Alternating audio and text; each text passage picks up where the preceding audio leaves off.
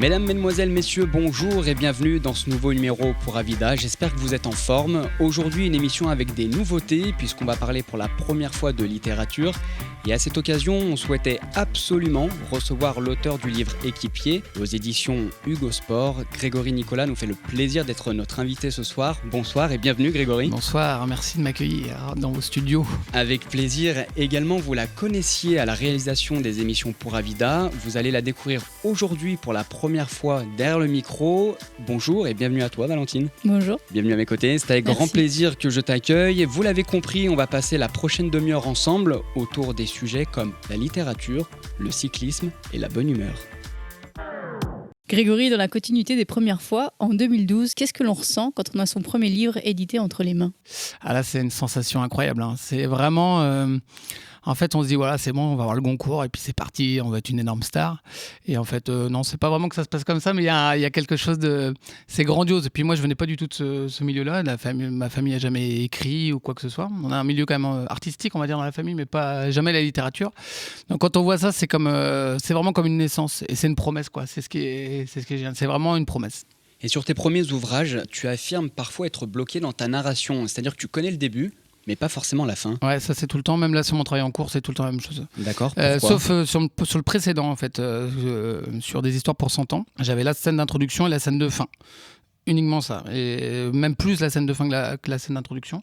Et à partir de là, j'ai construit tout mon récit pour arriver à ce moment-là que je voulais. En fait, c'est une scène vraiment précise, c'est un moment, un instant que je voulais atteindre. Voilà, c'est une scène de baiser, je peux le dire. Il y a un baiser. Et je voulais atteindre ce moment-là dans mon écriture. Mais dans Équipier, par exemple, je l'ai construit comme ça. Je ne savais pas du tout vers où j'allais. J'avais mon thème, sur quoi je voulais varier. Mais je n'avais pas du tout le début, le milieu, la fin. Moi, je fonctionne pas du tout avec un plan ou quoi que ce soit, c'est vraiment très instinctif. Non, c'est ma façon de faire, je sais pas pourquoi. Par contre, ce que j'ai remarqué, c'est que je travaille pratiquement tout le temps en 3 parties. Alors, je pense que ça doit être une sorte de résurgence des dissertations de l'école ou je sais pas quoi, mais c'est vrai que mon récit, et même moi, ma façon de penser, elle est souvent en 3 parties, donc je pense que je fonctionne comme ça. Et après, là où j'ai remarqué aussi, mais ça, c'est pas quelque chose que j'ai conceptualisé, c'est que j'ai une narration assez circulaire, c'est-à-dire que je pars d'un point, je tourne autour de ce point et je reviens pas très loin de ce point à un moment donné. Mais c'est pas facile parce que... Enfin, c'est pas facile, je me plains pas, mais disons que c'est pas très sécurisant pour moi dans mon travail d'écriture parce que là, il faut être sûr d'avancer, quoi. C'est parce que moi, j'ai pas du tout de béquille ou de roue de secours quand j'écris. Et c'est pas très sécurisant pour mes éditeurs et mes éditrices non plus, qui heureusement me font confiance, mais ça peut être un petit peu angoissant, mais c'est comme ça que je fonctionne. Ouais. Notamment en termes de délai ? Pas très non, sécurisant. par contre, je tiens toujours mes délais. D'accord. Au pire, je dors pas, mais ça, c'est vrai que je tiens toujours mes délais. Et c'est quelque chose. Moi, j'ai le syndrome du bon élève. Donc, ouais. C'est quoi le syndrome du bon élève ? C'est que je veux faire plaisir aussi. Donc, je veux pas qu'on me gronde ou quoi que ce soit. Donc, tu veux pas décevoir ? Ouais, je veux pas décevoir. Je devrais dire, je veux pas me décevoir moi en premier, mais non, c'est pas vrai. En fait, je veux pas décevoir les gens qui me font le cadeau de me lire, parce que vraiment. Les gens qui mettent 17,50 € ou 18 € de leur poche pour lire mon livre, et là, je le dis vraiment sans. Je veux pas du tout paraître poujadiste ou je sais pas quoi. Enfin, c'est vraiment démago. Ou démago. Ouais. Voilà. Mais vraiment, moi, à chaque fois qu'on achète un de mes livres, je trouve ça juste incroyable. Alors, je vais acheter mon plein, mais je vais rien que surtout quand on va au salon du livre à Paris, où il y a des livres partout, des milliers et des milliers de livres, et on se dit il y a quelqu'un qui va sortir sa carte bleue ou son billet de vin, qui va casser son billet de vin, comme on dit du côté de Plaintel, et qui va acheter mon livre. Et moi, je trouve que il y a quelque chose de complètement magique là-dedans. Donc, j'ai pas envie de... Voilà, pour la personne qui a mis 20 € ou 18 ou 17, j'en sais rien. Enfin, voilà, je veux pas le décevoir. Et tu as un passé dans le monde cycliste amateur. Dans le roman qui est sorti en 2012, Là où leurs mains se tiennent, on a une description très précise de la douleur ressentie pendant l'effort de ton personnage Jean-Baptiste. Est-ce que ces sensations que tu as recherchées, elles proviennent de quelque chose que tu as vécu et que tu as connu ? Ouais, ça c'est... Moi, dans Là où leurs mains se tiennent, ça c'est une des scènes pour le coup que j'avais depuis longtemps, c'est cette question de la douleur, parce que moi je pense que je suis pas le premier à le dire, mais la qualité d'un grand coureur, c'est la possibilité, la faculté de transformer la douleur en plaisir. C'est ce rapport un peu sadomasochiste au corps, puisqu'on est dans une sorte de transfiguration, parce que le vélo c'est absolument pas naturel, c'est inconfortable, c'est douloureux, on manque d'air, on a mal partout, la position, on dit qu'on a une belle allure, mais on est cassé sur sa machine. On est complètement dans un rapport où le corps est même broyé. Et moi, j'ai beaucoup ressenti cette sensation-là. Et j'avais envie d'essayer de la retranscrire. Et c'est pas évident de retranscrire la douleur sans être dans le gore ou quoi. Donc j'ai essayé dans le All or Nothing Challenge, j'avais une description qui était presque clinique. Oui, du bas du pied jusqu'au Voilà, visage en remontant des orteils, les parties du corps. Je suis remonté jusqu'en haut du corps pour essayer de décrire les sensations que moi j'avais pu éprouver. Mais après, c'est la même chose. Ce qu'on se ressent soi, c'est pas très intéressant. Le but, c'est de partir de ces sensations-là et de leur donner une portée pas universelle, je dirais pas jusque-là, mais en tout cas, le lecteur, à partir de là, il va pouvoir se faire sa propre image mentale de ce qu'est cette douleur, qui est sûrement différente de la mienne ou de celle que j'ai pu éprouver ou de celle des grands champions. Mais en tout cas, lui, il a acquis quelque chose. Il se balade en fait à travers ce récit et à travers cette douleur. Et là, il va comprendre quelque chose. Et en 2019, sort le livre Équipier. Pourquoi avoir envie de raconter le réel ? Ça, c'est la question importante. C'est-à-dire que moi, je fais pas du tout de différence entre mes romans ou mes nouvelles et ce travail-là. Pour moi, tout ça, c'est de la littérature au sens global du terme. Par contre, c'est vrai que là, je me suis inspiré uniquement du réel. Ouais. Et ce que j'aime beaucoup, c'est parler des gens, c'est ça en fait. Et je crois que j'écris juste pour ça, c'est un prétexte. L'écriture, c'est juste un prétexte pour rencontrer les gens, pour parler d'eux. Et à un moment donné, j'avais fini donc des histoires pour 100 ans. Et je cherchais un nouveau projet. Et puis, il y avait ce texte-là cette envie de parler des équipiers qui me traînait dans la tête depuis longtemps. Et puis, j'ai eu là le créneau, en fait, tout simplement. Ça s'organise comme ça. J'avais du temps libre. J'avais 1 an. Je savais que j'avais 1 an pour faire un projet personnel. Et puis, grâce à Bertrand Pirel de chez Hugo Sport, donc mon éditeur, qui a cru dans le projet tout de suite parce que c'est un projet qui a été hyper rapide. C'est-à-dire qu'entre le moment où je lui ai présenté le livre, pas écrit, il n'y avait pas une ligne. Et le moment où le livre est sorti en librairie, il y a eu 1 an, pile poil. C'est rare quand même. Ah bah oui, ça arrive jamais. Enfin, et c'est ce que je disais, c'est là aussi la volonté de ne pas décevoir, c'est qu'il y a une question de confiance. Parce que le livre, c'est aussi une économie. Les éditeurs, ils font pas juste ça pour l'amour de l'art. Il faut aussi qu'on délivre quelque chose qui soit lisible et on délivre aussi un produit. Moi, j'ai complètement conscience de ça. Et donc la pression, elle était énorme. Et parler de ces gens-là, parler du réel, moi, j'avais jamais vraiment fait. Donc c'était le défi, c'était aussi En fait, ce que je voulais, c'était donner à voir quelque chose que moi je ressentais, que je percevais, et le donner à voir aux autres. Mais en fait, je me suis rendu compte que de toute façon, l'image que j'avais des coureurs, elle était complètement romancée, fantasmée, ça c'est normal. Mais elle était vraiment assez fausse. J'étais très très loin de la réalité de ces mecs-là. Ce qui doit être le cas pour la plupart des gens d'ailleurs. Ouais, mais c'est pareil partout. De toute façon, quand on rêve la vie de quelqu'un, elle est forcément belle. On voit souvent le beau côté, ou alors on voit le côté complètement dramatique. Mais l'intérêt de la vie de quelqu'un, pour moi, c'est les petites choses, c'est les petits moments, c'est la façon dont la personne boit son café, la façon dont il a ses chaussures. Pour moi, c'est des choses qui disent plus de quelqu'un que ses coupes ou ses médailles ou son résultat, sa place dans le journal le dimanche, quoi. Pour moi, c'est ça qui m'intéressait et que j'avais envie de justement de donner à voir. Poursuivons l'émission Pura Vida. Grégory, je vais t'énoncer 3 idées reçues sur le livre Équipier et à toi de me préciser ce qu'il en est réellement, si c'est vrai ou faux. Voici la rubrique Le vrai du faux. Le vrai du faux. Alors Grégory, vrai ou faux, il existe un lien entre ton style d'écriture, plutôt direct, parfois informel, et ta volonté d'impliquer le lecteur dans l'intimité au plus près de tes protagonistes. C'est vrai. Ça, c'est tout le travail, c'est le travail le plus important pour moi. Le style pour moi, le style, si moi j'ai un style en tout cas, je sais pas, mais la façon dont j'aime écrire, c'est ça, c'est de faire... Ce que je veux, moi, c'est... j'ai un vigneron qui dit, moi, je veux faire du vin comme un fleuve coule à la mer. Et ben moi, je veux faire la même chose en littérature. C'est-à-dire que ce que je veux, c'est que ça paraisse évident. Et la connivence que j'ai pu établir avec les coureurs, je veux la retranscrire avec le lecteur. J'ai envie de lui prendre la main et lui dire, écoute, viens avec moi, tu vas voir, je vais te faire découvrir un monde qui est exceptionnel. Pas forcément génial, mais qui est exceptionnel au sens où il est l'exception de quelque chose. Donc oui, j'espère. Si la technique d'écriture me permet de donner à voir ça au lecteur, alors c'est gagné, quoi. Vrai ou faux, le fait d'accepter le rôle d'équipier, c'est autant une résultante physique que morale.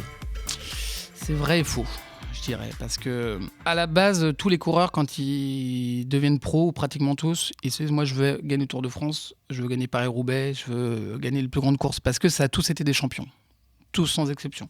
Pour ça, il n'y a pas de petits coureurs, ça n'existe Dans pas les les petits coureurs. catégories jeunes. Voilà, ils ont tous, c'est des gars qui gagnaient 15 courses par an en junior, et gagner 15 courses par an, pour quelqu'un qui a fait un petit peu de vélo, il sait ce que ça veut dire. Quoi. C'était tous des stars de leur rue, des stars de leur village, des stars de leur région, mais c'était tous des stars. Donc ils veulent tous passer professionnels et gagner les plus grandes courses. À un moment donné, il y a un écrémage physique qui se fait, qui est le premier, ça c'est la base. Ouais. Et ensuite, il y a un écrémage mental, on va dire. Mais c'est à la fois une force de caractère ou une position de caractère, on va dire. Est-ce que je me sens être un leader ou pas ? Est-ce que j'en ai les capacités physiques ? Et ensuite, est-ce que je me sens un équipier ou pas ? Est-ce que j'en ai les capacités physiques ? Parce qu'il ne faut pas croire qu'être équipier, c'est de tout repos, au contraire. Non, sur Liège-Bastogne-Liège l'année dernière, Clément Chevrier, il fait 250 km à monter, descendre des bidons chauds pour réchauffer Romain Bardet. Ouais. Au niveau des watts, je pense qu'il a développé plus de watts ce jour-là que Romain. Ouais. C'est un travail de titan.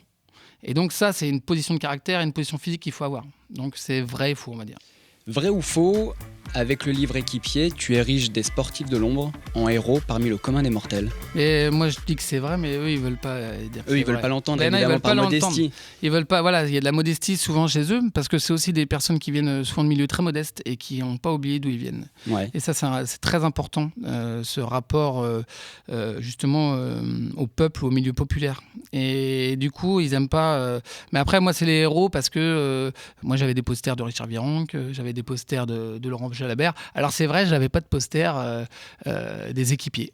Ouais. Et ça, c'est un petit peu dommage. Mais en même temps, quand je vois maintenant des gamins qui me demandent des cartes dédicacées de tel ou tel équipier, moi, je suis super content. Et je me dis, bah voilà, on a réussi un petit peu, quoi. En même temps, les médias traînent un peu à faire ce genre de choses en termes de communication. Mais en fait, c'est aussi lié la course, on la voit pas. Quand on est sur le bord de la route, la course, elle passe. On peut faire le récit d'une course, mais le spectateur ne la voit pas. Ce qu'on va voir dans une course, c'est ce que nous donne la caméra. Et la caméra, elle peut pas s'intéresser à tout le monde, c'est impossible. Donc elle va s'intéresser à ce qui se voit le plus ou à ce pourquoi on peut faire le récit le plus évident. Et donc le récit le plus évident, c'est le classement général ou c'est le classement de la course. Donc moi, je jette pas du tout la pierre aux médias ou quoi que ce soit. On va dire que c'est un fait.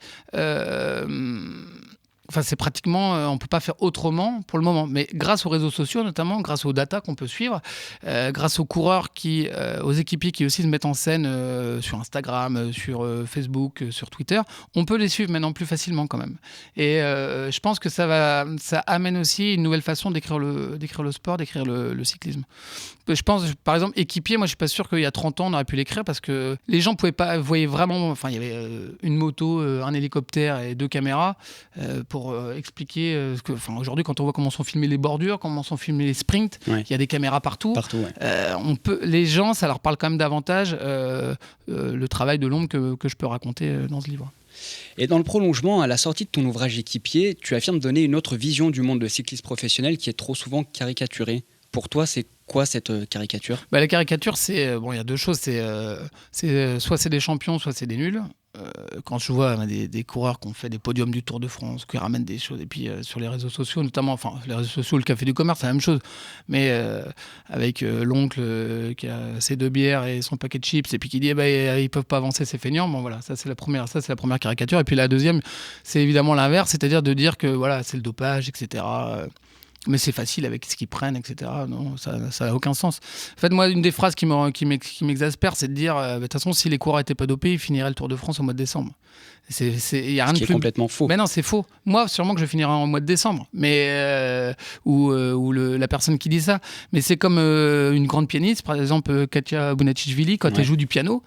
Moi, j'ai beau faire autant de piano que je veux pendant toute ma vie. Je pourrais prendre tous les produits que je veux. Je ne jouerai jamais du piano comme elle. Ça, c'est sûr. Parce que c'est des personnes qui ont un don, qui l'ont découvert, qui l'ont en plus exploité. En fait, moi, ce que je pense que pourquoi les coureurs sont si caricaturés, c'est parce qu'ils ne donnent pas à voir assez leur souffrance. On ne se rend pas compte à quel point ils ont mal, à quel point ils souffrent, à quel point c'est dur. Parce que ça fait aussi partie de leur métier de ne pas montrer qu'ils ont mal, puisque quand on montre qu'on est en difficulté, quand on montre qu'on est en souffrance, on donne des cartes à l'adversaire. Tout à fait. Donc, c'est le moment... Le vélo, c'est assez simple. C'est la personne qui sera capable d'arriver avant l'autre sur la ligne. Mais pour ça, il n'y a pas 36 possibilités. C'est soit on est plus fort, soit on se fait plus mal. Et donc, si on montre à l'autre qu'on est moins fort, ou qu'on n'est pas capable de se faire aussi mal, on lui donne des cartes et on perd. C'est juste ça. Si les coureurs arrivaient à donner un peu plus, à montrer leur souffrance, je pense qu'on les respecterait davantage. Et on sortirait un petit peu de la caricature ou du cliché, quoi. Alors Grégory, après l'arrêt de ta pratique dans les rangs amateurs, est-ce que rédiger le livre Équipier est une manière pour toi de replonger dans les pelotons ? Ouais, ça a été une manière de replonger. Alors, moi, je veux jamais remettre un dossard de ma vie parce que je me rends compte que j'ai pas du tout l'esprit de compétition. Et remarque, si je gagnais, peut-être que j'aurais davantage, mais bon. Mais ce qui m'intéressait, c'était vraiment de voir l'envers du décor, mais pas forcément de la course. C'était de voir ce qu'ils mangent, ce qu'ils boivent, etc. Moi, j'avais justement, quand on parlait de caricature tout à l'heure, moi, j'avais l'impression qu'ils mangeaient que des graines et qu'ils buvaient que de la badoie, quoi. Mais en fait, pas du tout. Bon, ils font extrêmement attention à leur alimentation, c'est normal. Mais c'est aussi des jeunes mecs de 25 ans ou 30 ans qui ont une vie amoureuse, qui ont une vie amicale. Et qui savent profiter. Qui savent profiter au moment où ils peuvent profiter et qui ont plein de choses à dire. Et en dehors du vélo, notamment. Mais bon, moi, j'aime bien leur parler de vélo parce que c'est quelque chose qui me passionne. Mais on en parlera peut-être après, mais justement autour du monde du vin, moi j'ai découvert des gars qui connaissent le vin, ils ont 25 ans, ils sont incroyables, quoi. Mais aussi, ils ont en plus, leur chance, c'est qu'ils se déplacent à 30-35 km/h dans des paysages extraordinaires. Ils ont un sens du terroir qui est incroyable, hein, en fait. Et quand on parle avec eux, ils connaissent la géographie de leur pays, mais mieux que n'importe qui, alors qu'ils sont toujours en course. Mais c'est assez incroyable à voir. On se rend compte d'un point de vue sensible de ce que c'est que le territoire sur lequel on vit. Et les coureurs, eux, ils ont la chance d'arpenter ce territoire pendant 10 ans, pendant 15 ans. Et c'est incroyable. Moi, j'adore ce rapport qu'ils ont à la terre, au sol. Et souvent, on parlait de leurs racines populaires. Ils arrivent vraiment bien à le retranscrire aussi dans la façon qu'ils ont de parler des régions, de parler des terroirs, de parler de fromage, de parler de vin, etc. Ce sont des formidables ambassadeurs des territoires. Bah oui, puis le Tour de France, aujourd'hui, je pense qu'il y a autant de gens qui regardent le Tour de France pour les belles images des chapelles et des bosquets, etc. Alors, c'est un peu la géographie à papa, l'histoire à papa, je sais très bien. En plus, moi, j'ai fait des facs d'histoire, donc on va me dire, oh là là, on peut pas parler de ce genre. C'est sûr que ça sort complètement du champ historique ou géographique universitaire. Donc, il y a un côté, comment il s'appelait celui qui a fait Métronome Laurent Deutsch. Laurent Deutsch. Alors, si je dis ça à mes copains, en plus, j'ai un copain qui est docteur en histoire. Si je parle de Laurent Deutsch, il va me dire, voilà, t'as pas le droit de parler de lui. Mais la géographie, c'est un peu ça. C'est un peu, le Tour de France, c'est un peu la géographie à la Laurent Deutsch. Mais je trouve que c'est bien parce que on est aussi dans le roman national, etc., l'image d'Épinal. Mais si ça fait plaisir aux gens, si on a envie de voir des belles images du pays dans lequel on vit, je dis pourquoi pas. C'est une forme de vulgarisation. Ouais, de vulgarisation et puis de beauté. Enfin, moi, je trouve qu'un des problèmes, et j'en parle dans l'équipier, un des grands problèmes pour moi de la vie au XXIe siècle, c'est le cynisme. Ouais. Et des fois, ça fait du bien de ne pas être cynique et juste d'apprécier pour le bon moment qu'on partage. Et c'est ça, un bon repas, une belle course, et la regarder sans cynisme, c'est dévorer un plat en regardant celui d'enfant, en se disant voilà, on partage ça ensemble, mais c'est super, quoi. Nous sommes toujours dans l'émission Pour Evida avec l'écrivain Grégory Nicolas. C'est le moment d'en savoir un petit peu plus sur toi, ton profil et ta personnalité. Grégory, quelle est à ce jour ta plus grande satisfaction ? Ma plus grande satisfaction, c'est d'essayer de voir les choses d'un point de vue justement positif et de ne pas être dans le cynisme, justement, on en parlait tout à l'heure. Et voilà, et d'essayer d'être délicat avec les gens que j'aime. Voilà, et je crois que je me bats pour et je crois que j'y arrive. Ça marche ? Ouais, je crois. Donc c'est ma satisfaction, elle est là. Et puis bien sûr mes enfants, mais bon. En plus là, je suis content. Je les ai pas eu depuis ce matin. Je suis peinard pendant 2 jours, donc. Faut en profiter. Ah oui, j'en profite. Et à l'opposé, ta plus grande déception ? Ma plus grande déception, j'ai pas vraiment de déception. Enfin, moi, j'ai beaucoup d'échecs, notamment des projets d'écriture, etc. Et, je me plante tout le temps. Je fais plein de propositions qui marchent pas. Mais non, j'ai pas de vraie déception. Après, alors il y a toujours la petite blessure narcissique de l'enfance. J'aurais bien voulu, on parle de vélo, c'est vrai que j'aurais bien voulu gagner une course de vélo, voir ce que ça fait. Mais bon, c'est pas très très grave. J'ai pas vraiment de grande déception. Quel est ton vin préféré ? Mon vin préféré, c'est évidemment le Morgon. La Côte du Py notamment. Et puis, alors moi, ce que j'adore, j'ai été caviste pendant quelques années. Ce que j'adorais, c'était quand les gens venaient et puis ils me disaient, moi, je veux tout sauf du Beaujolais. Alors là, je leur disais, alors là, je vous comprends, prenez ça, c'est formidable, c'est du Morgon. Puis le Morgon, c'est pour ceux qui ne savent pas, c'est un vin du Beaujolais. Et voilà, donc le Morgon, le Gamay, c'est parce que c'est le vin des copains. Et c'est aussi un vin qui a cette évidence-là, cette simplicité, et qui en même temps, si on le cherche, si on le laisse se donner à nous, si on lui fait confiance, ça fait partie des plus grands jus, comme on dit, qu'on peut déguster. Donc évidemment le Morgon. En 8 mois de tour du monde, on apprend quoi? On apprend la solitude et on apprend l'ennui. Et parce que oui, donc je suis parti pendant 8 mois en 2006 et je me suis beaucoup ennuyé, ça c'était super. J'ai vu beaucoup de choses aussi, j'en ai pris plein les yeux, mais finalement on oublie assez vite les paysages et quoi que ce soit, enfin tout ce qu'on a vécu. Mais moi c'est une sensation, 8 mois d'ennui, mais c'était super.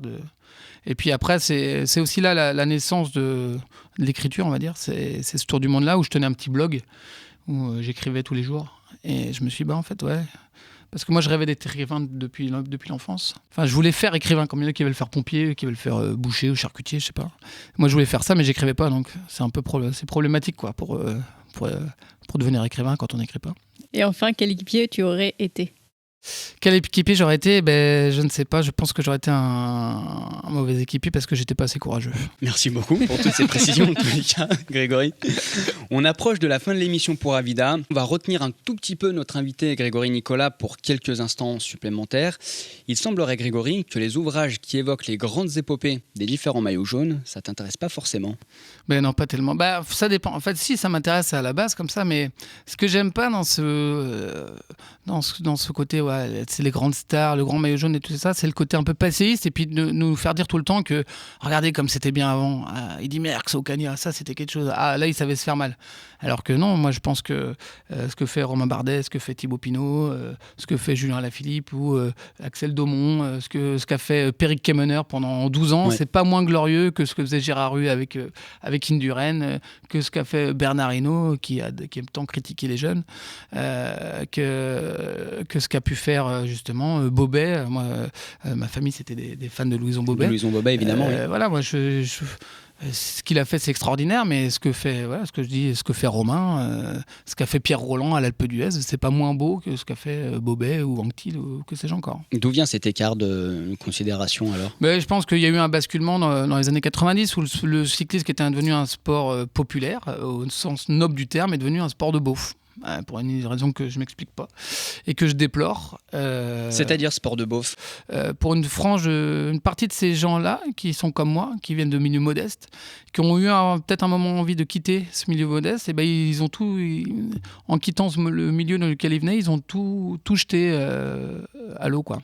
Et ils se privent malheureusement de bons moments, de moments simples qui sont passer un après-midi. Moi, les gens qui se moquent de la famille qui a attendu avec ses 2 enfants, le papy dans la voiture, et qui a attendu juste le passage du peloton du Tour de France pendant 4 heures juste pour entendre la rumeur du peloton. Ouais. Moi je dis que c'est des gens qui n'ont rien compris, parce que ça c'est des moments uniques, c'est des moments formidables. Et on est arrivé à décrier le vélo pour ça. Alors je pense que le vélo a pas été non plus irréprochable, ouais. C'est le moins qu'on puisse dire. Mais je pense qu'il faut un peu de mesure, quoi. Il faut un peu de mesure et juste savoir apprécier ce que c'est qu'un moment en famille joyeux. Enfin, quand on se prive du Tour de France, on se prive de joie. On se prive d'un moment joyeux, c'est dommage. Quelle est ta vision du cyclisme actuel dans le prolongement alors? Moi, ma vision, elle est un peu faussée parce que maintenant, j'ai beaucoup de copains dans le peloton, donc moi, je trouve ça génial, quoi. Moi, je fais partie de ceux qui, le 18 mai, le jeudi après-midi, vont regarder la course qui passe sur la Rail 1, juste pour voir, parce que j'adore ça maintenant. Et puis en plus, du coup, maintenant, je vois les copains. Alors, je me dis, super, et où est-ce qu'ils en sont, etc. Donc, j'ai une vision très, très... très bienveillante de ce milieu-là, parce que je trouve que je dis pas que c'est un milieu tout beau, tout rose, certainement pas, ça c'est sûr que non, mais c'est comme n'importe quel milieu en fait.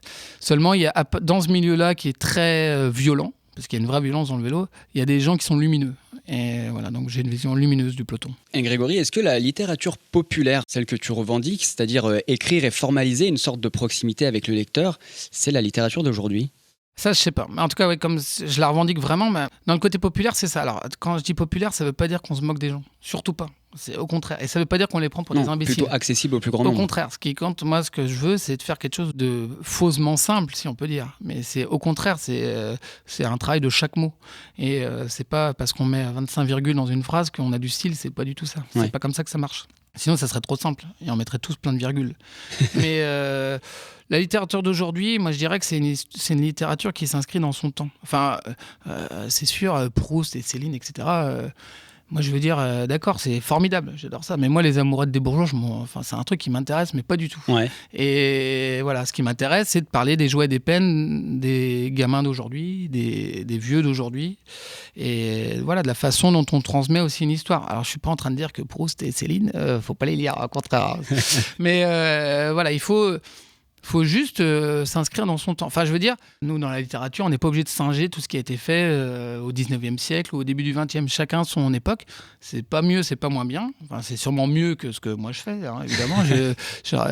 J'ai pas la prétention d'écrire comme Radiguet, mais moi, j'essaie de faire de mon mieux, tout simplement. Et Grégory, en continuant, est-ce qu'il y aurait une anecdote ou un point qu'on n'a pas abordé que tu aurais souhaité évoquer ? Peut-être la chose sur laquelle on peut parler, c'est la saisonnalité des coureurs. C'est-à-dire qu'ils vivent en décalé par rapport à nous. Déjà, ils se marient tous au mois d'octobre, alors que les gens normaux se marient au mois d'août pour gâcher les vacances des amis, c'est le principe. Et donc, c'est assez intéressant de les voir, ce que je dis, voir les coureurs en liberté. Donc moi, quand je les vois en liberté, souvent, c'est justement dans les vignes ou dans les caves. Donc on aime bien faire ça avec Clément Chevrier, notamment. Et c'est ce que je disais tout à l'heure aussi sur le territoire et sur la gastronomie.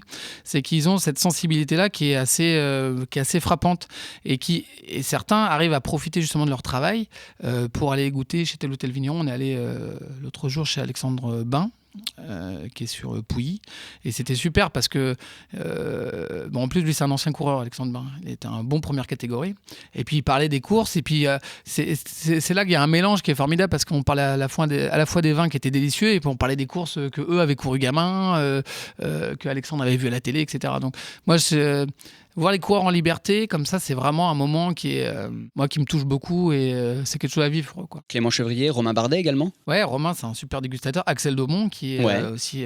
alors lui, il a en plus et on dans l'équipe AG2R. Ouais, mais AG2R, c'est...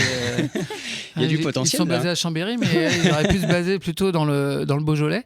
Et non, c'est vrai, Pierre Rolland aussi s'intéresse beaucoup au vin. Je crois qu'il y a Lilian Calmejane qui s'y intéresse pas mal aussi. Il y a Thomas Bouda, qui lui-même, je crois que ses parents ont un domaine viticole du côté de Bordeaux, si je me trompe pas. Donc non, il y a un lien vraiment. Alors peut-être que si je faisais du karting, je me rendrais compte qu'il y a plein de coureurs qui aiment bien le karting. Bon, moi j'aime bien le vin. C'est parce que tu as le penchant pour le vin. Voilà, j'ai sûrement le penchant qui me fait dire que ces coureurs-là aiment bien le vin, alors en modération. Et puis en fait, ce qui est bien aussi, c'est que souvent, moi, ce qui me marque chez les coureurs, c'est leur côté jusqu'au boutiste.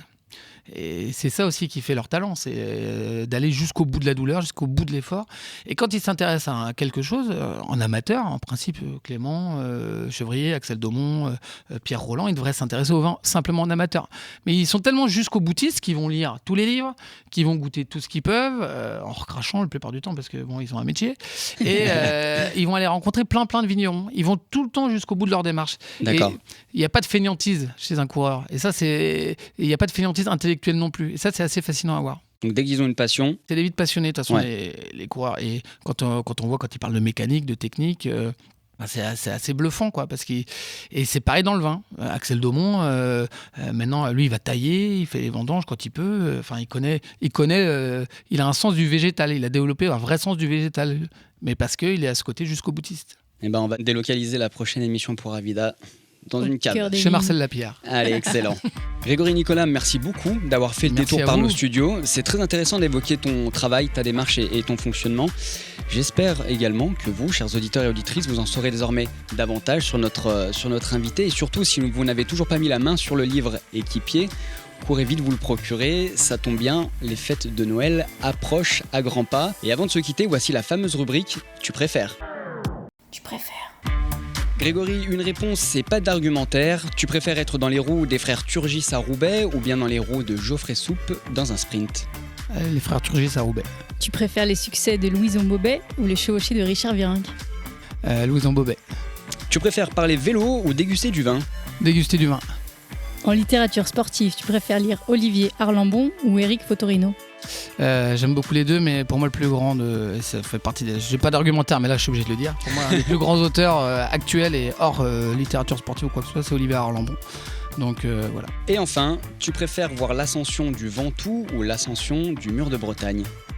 l'ascension du mur de Bretagne, bien entendu. Comme bon breton qui Comme se bon breton. respecte. Très bien, merci encore Grégory pour cet Merci échange à vous. constructif. Un point rapide sur ton actu prochainement. Prochainement, non, il n'y a pas vraiment d'actu. Là, je travaille sur un prochain roman qui sortira, de la pure fiction en 2021. Donc on quitte l'univers du vélo pour ce roman qui arrive. Voilà, l'enjeu, c'est pas de vélo, pas de vin. Donc j'espère que je vais y arriver, mais Gros ça challenge. devrait le faire, mais ça sera quand même une histoire de famille. Et puis il y a la sortie de mon précédent livre, donc des histoires pour 100 ans, qui sortira chez Pocket au printemps. En format poche. Voilà, et pour moi c'est très important le format poche, justement pour la littérature populaire. Très bien, merci beaucoup. On va suivre avec attention la suite de ces événements. Un grand merci à vous tous, auditeurs et auditrices, pour votre fidélité. Merci beaucoup, Valentine, pour cette première. On se retrouve très prochainement pour de nouvelles aventures. D'ici là, profitez des fêtes, prenez soin de vous, bye bye.